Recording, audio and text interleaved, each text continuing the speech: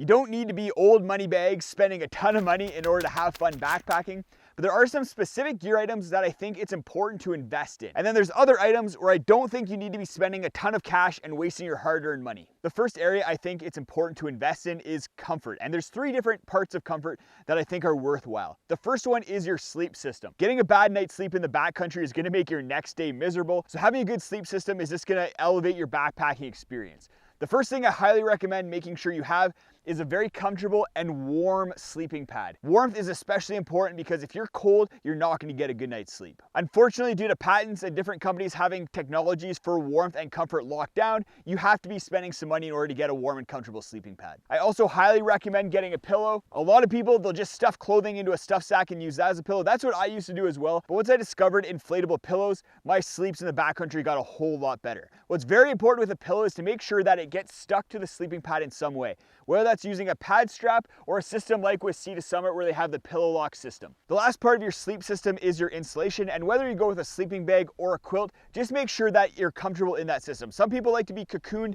in a sleeping bag. Personally, I like quilts because I can toss and turn underneath them and don't get all tangled up, and I find it's more like sleeping underneath a blanket like I am at home. The second aspect of comfort that I think is super important is footwear. I see way too many blisters and people with sore feet on trail. It's worth taking the time to get a shoe or boot that fits your foot. Something that's too loose is going to cause blisters, and then something that's too tight is going to cause sore feet. Something I am also very aware of is making sure that I get a shoe that has enough cushion in it if I plan on doing big days hiking. Your foot takes a beating with every step that you take, and having a lot of cushion in your footwear is going to mitigate some of that impact and delay how long it takes your foot to get sore over the course of the day. Choosing the right socks is also really important. No matter what, avoid cotton, but I also avoid merino wool because I find it holds on to too much moisture if I'm walking through water or I'm sweating a lot. And that moisture and wetness around your foot is going to cause blisters. Personally, I like synthetic socks because they hold on to a lot less moisture and they dry quicker. I like Injinji toe socks because I find that having the toe separation causes less blisters in my toes, and then the synthetic material that they're made out of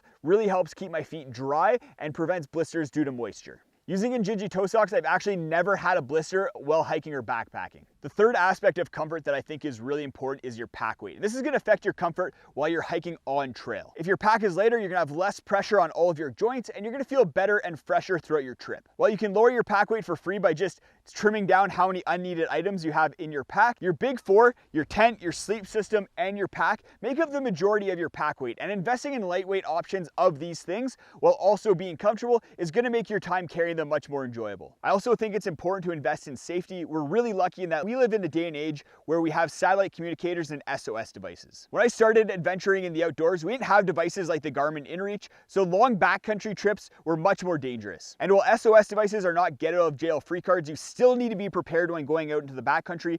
I know that here in the Canadian Rockies, many lives have been saved due to SOS devices and someone being able to call for help. As someone who's out in the backcountry a lot, buying an SOS device like the Garmin InReach was a no-brainer for me. But even if you only go on 1 or 2 trips a year, I think it's worth borrowing or renting an SOS device before you go on your trip. The Garmin InReach Mini is my personal favorite SOS satellite communication device. If you're interested in any of the gear that you're seeing or that I'm talking about today, then check out the video description where I'm going to have links to all this gear. There's 3 more aspects of safety that I think are important, with first aid kits being one of them. A lot of people know that first aid kits are important, but they often go and pick up a first aid kit that doesn't have everything they need, or if they do have a very well prepared first aid kit, they don't know what's in it or how to use those items. While the first aid kits that you can pick up at MEC or REI are okay, I find that they are missing some items, and because of that, I like to make my own first aid kit. A lot of my most used items in my personal first aid kit, like drugs and repair kits, are not found in the ones that you can get at the store. At the very least, make sure that you're familiarizing yourself with what's in the first aid kit before you go out into the backcountry, and I highly recommend investing in a first aid course, whether that's just a standard first aid course or you go a step beyond that and take a wilderness first aid course. I also think it's really important to invest in gear that is going to be durable and reliable. While some gear is less essential than others, you don't want your tent or your sleeping pad failing in the middle of a trip. So take a look at all of your gear items and think to yourself, if this piece of gear fails, am I going to die or be very uncomfortable? And if the answer is yes to that question,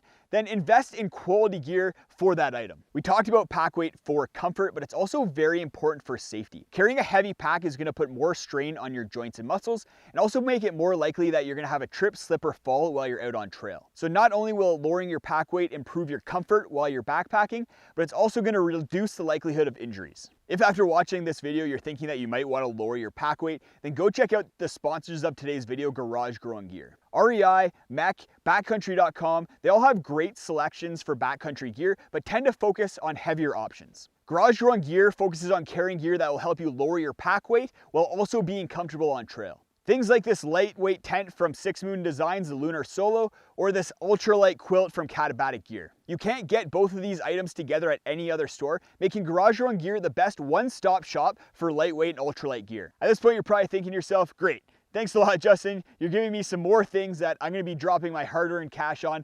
But what about at the beginning of the video when you said that there's a bunch of gear that I don't need to be spending a lot of money to buy? And that's what we're gonna get into now, starting off with clothing. For the most part, you can just use any athletic clothing that you have already in order to hike or backpack. Generally, you want to avoid cotton, but any synthetic shirt, shorts, socks, pants that you already have are gonna work great for hiking. The same applies for around camp. You can just use a lot of clothes that you already have, but like I said, make sure you're weighing your gear because it can be surprising how heavy clothing is, and you don't want to be bringing a 2-pound sweater. Even if you need to pick up some new clothing, you don't need to be spending an arm and a leg. Companies like Decathlon and Uniqlo have awesome gear for backpacking at a fraction of the price compared to brands like Patagonia and Arc'teryx. My favorite budget piece of clothing is this down jacket from Decathlon. It's a great lightweight, warm option for your backpacking trips. Another aspect of backpacking that you don't need to be spending a ton of money on is food. When you go to an outdoor store, you're more than likely going to see a big wall of freeze-dried meals with brands like Mountain House and Backpackers Pantry, but these meals are very expensive and can add hundreds of dollars to the cost of a trip. While freeze-dried meals are super convenient, and I'll often grab one if I'm going on an overnighter and I'm in a rush, you can make your own meals with items from the grocery store.